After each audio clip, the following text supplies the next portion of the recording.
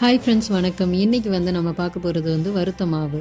இங்கே இது ரொம்பவே ஃபேமஸ். இது ஒரு கேரளா ரெசிபி தான். அங்கே அவலோஸ் பொடி அப்படின்னு சொல்லுவாங்க. இது செய்யறதுக்கு கொஞ்சம் கஷ்டமாக இருந்தாலும் பல பிரேக்ஃபாஸ்ட்டுக்கு உங்களுக்கு யூஸ் ஆகும். அது மாத்திரம் இல்லாமல் இது ஸ்நாக்ஸாக கூட நம்ம சாப்பிட்டுக்கிடலாம். இதில் எந்தவித கெமிக்கல்ஸோ இல்லை ஆயில் ஐட்டம்ஸோ எதுவுமே நம்ம சேர்க்க போகிறது கிடையாது. அதனால் இது ரொம்பவே ஹெல்த்தியான ஒரு டிஷ் தான் இது. இது நல்லா வறுத்து வச்சுக்கிட்டீங்க அப்படின்னா 1 மாதம் வரைக்கும் இது கெட்டே போகாமல் இருக்கும். இது உங்களுக்கு தேவையான அளவு நீங்கள் எடுத்துக்கிட்டு அதில் வாழைப்பழமோ இல்லை மாம்பழமோ வச்சு விரசி சாப்பிட்லாம். அது மாத்திரம் இல்லாமல் வெறுமனே கூட சாப்பிட்லாம். அதுக்கு கூட நீங்கள் சீனியோ இல்லை நாட்டு சர்க்கரையோ வச்சு கூட நீங்கள் சாப்பிட்லாம். ரொம்பவே நல்லா இருக்கும். இது நீங்களும் உங்கள் வீட்டில் செஞ்சு பார்க்கணும். அதனால் இந்த வீடியோவை நீங்கள் லாஸ்ட் வரைக்கும் பாருங்கள். பார்த்துட்டு உங்கள் வீட்லேயும் செஞ்சு பாருங்கள். செஞ்சு பார்த்துட்டு எனக்கு நீங்கள் கமெண்டில் சொல்லுங்கள் எப்படி இருந்துச்சுன்னு. அப்புறம் இந்த சேனலில் நீங்கள் சப்ஸ்கிரைப் பண்ணாமல் இருந்தீங்கன்னா ப்ளீஸ் சப்ஸ்கிரைப் பண்ணுங்கள். இப்போ வாங்க வீடியோக்குள்ளே போகலாம். 1.5 கிலோ பச்சரிசியை 1.5 மணி நேரம் நல்லா ஊற வச்சுருங்க தண்ணி ஊற்றி. நான் ஏற்கனவே ஊற வச்சுட்டேன். பாருங்கள் ஊறிடுச்சு இது. அதே போல் 2 டீஸ்பூன் அளவுக்கு வெந்தயமும் ஊற வச்சுருங்க 1.5 மணி நேரம். 1.5 மணி நேரம் நல்லா ஊறிடுச்சு. இதை நம்ம தண்ணியை வடித்து எடுத்துடலாம். நான் சாதம் வடிக்கிற அந்த பாத்திரத்தில் வச்சு தான் நான் அரிசி வடிச்சிருக்கிறேன்.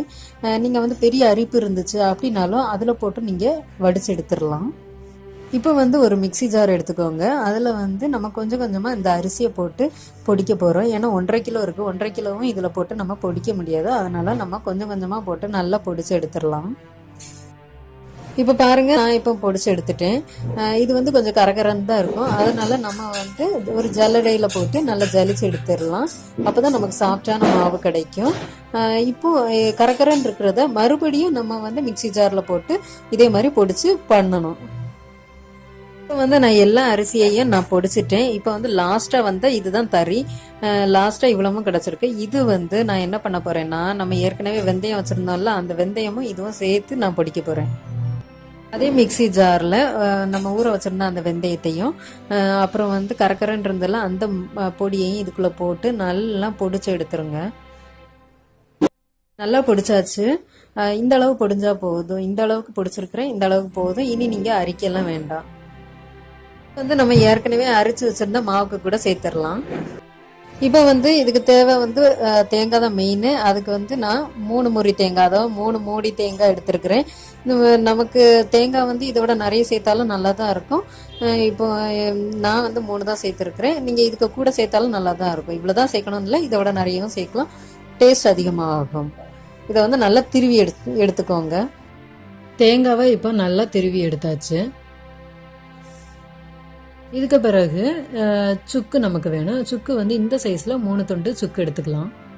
சுக்கு மிக்சி ஜாரில் போட்டால் பொடியாது. அதனால நம்ம ஒரு இடிகல்ல போட்டு இடித்து வச்சுக்கலாம். இடித்து வச்சுருந்த சுக்கை நீங்கள் இந்த அளவுக்கு மிக்சி ஜாரில் போட்டு பொடிச்சு வச்சுக்கோங்க. ஒரு பரந்த பாத்திரம் எடுத்துக்கோங்க. அதாவது தாம்பல தட்டு இருந்ததுன்னா ரொம்பவே நல்லாயிருக்கும், நல்லா அகலமாக இருக்கும். எனக்கு அந்த மாதிரி இல்லாததுனால நான் இந்த மாதிரி ஒரு பாத்திரம் எடுத்துருக்கிறேன். இதில் நீங்கள் மாவு, சுக்குப்பொடி, தேங்காய் எல்லாத்தையுமே மிக்ஸ் பண்ணி விடுங்க. தேங்காவை நான் மாவில் சேர்க்கறதுக்கு முன்னாடி தேங்காவை ஒரு பல்ஸ் கொடுத்து எடுத்துருக்கிறேன். ட்ரெடிஷ்னலாக பண்ணுறதா இருந்ததுன்னா அது அந்த தேங்காய் திருவலை தான் போடுவாங்க.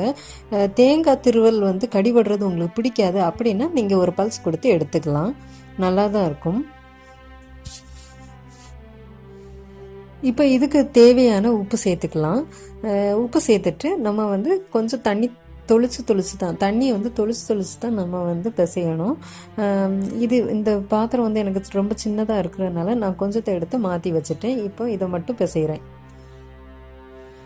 தண்ணி இதை மாதிரி தெளித்து பிசைஞ்சு எடுத்துக்கோங்க. ரொம்ப கட்டி ஆகிடக்கூடாது. லைட்டாக அந்த பாருங்கள், பக்குவம் லாஸ்ட்டு காட்டுறேன். இப்போ பாருங்கள், நல்லா பிசைஞ்சாச்சு. இந்த மாதிரி உதிரி உதிரியாக இருக்கணும். உருண்டையாக இதே மாதிரி இருந்துச்சுன்னா இந்த மாதிரி லைட்டாக தட்டி விட்டுருங்க. அதாவது இது புட்டு மாவு பதத்தில் இருக்கணும். இப்போ உருண்டை பிடிச்சிருக்கிறேன். இது இந்த பிரித்தா இதே மாதிரி உதிரி உதிரியாக வரணும். இதுதான் பக்குவம். இதுக்கேற்ற மாதிரி நீங்கள் தண்ணி ஊற்றி வரைச்சிக்கோங்க. இப்போ ஒரு ஸ்டவ் ஆன் பண்ணிவிட்டு நீங்கள் ஒரு பரந்த பாத்திரமாக இருந்தால் ரொம்பவே நல்லாயிருக்கும். இதே மாதிரி ஒரு பரந்த பாத்திரத்தை எடுத்துக்கோங்க. இதை விட பெருசாக இருந்தாலும் நல்லாயிருக்கும். ஏன்னா 1.5 கிலோ ஒரே தடவை செஞ்சிடலாம். இது கொஞ்சம் கொஞ்சமாக தான் நான் போட போகிறேன். இதில் எண்ணெயோ நெய்யோ எதுவுமே ஊற்றக்கூடாது. பாத்திரம் வந்து நல்லா சூடானதுக்கு பிறகு நம்ம பொடிச்சு வச்சுருந்த இந்த மாவை வந்து சேர்த்துடலாம். சேர்த்து சிம்மில் வச்சு ஸ்டவ்வை வந்து நம்ம நல்லா சிம்மில் வச்சுட்டு மெதுவாக பொறுமையாக தான் நம்ம பண்ணணும். இதுக்கு வந்து வறுக்கிறதுக்கு ரொம்பவே பொறுமை தேவை. ஏன்னா சட்டுன்னு நம்ம வறுக்க முடியாது, சிம்மில் வச்சு தான் வறுக்கணும். கொஞ்சம் நேரம் ஆகும், பட் நம்ம பிரேக்ஃபாஸ்ட் வந்து ஈஸியாக முடிஞ்சிடும். ஓகேவா? பொறுமையாக இதே மாதிரி வறுத்தெடுங்க. இந்த மாவு வந்து லைட் ப்ரௌன் கலர் வர்ற வரைக்கும் நம்ம இதை வறுத்து எடுத்துக்கலாம். நம்ம வறுத்துட்ருக்கவே மாவு வந்து லைட்டாக கட்டி பிடிச்சி உருண்டை உருண்டையாக ஆகும். அதை வந்து நம்ம ஒரு ஸ்பூன் வச்சோ இல்லை ஒரு நம்ம கை வச்சோ இதை வந்து தட்டி விட்டுறலாம். சூடாக இருந்துச்சுன்னா ஸ்பூன் வச்சு தட்டி விடுங்க. சிலருக்கு வந்து அதிகமாக உருண்டு இருந்ததுன்னா ரொம்ப பிடிக்காது. அப்படி உங்களுக்கு பிடிக்கல அப்படின்னா மிக்சி ஜாரில் அந்த உருண்டு இருக்கிறத மிக்சி ஜாரில் போட்டு ஒரு பல்ஸ் கொடுத்து எடுத்துருங்க. எடுத்துட்டு மறுபடியும் இதே மாதிரி வறுக்கணும். இப்போ பாருங்கள், கலர் வந்து சேஞ்ச் ஆக ஆரம்பிச்சிருச்சு.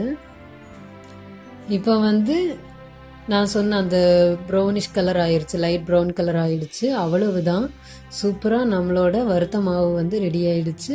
இது வந்து ஒரு ஏர்டைட் கண்டெய்னரில் நீங்கள் வந்து வச்சுக்கிடலாம்.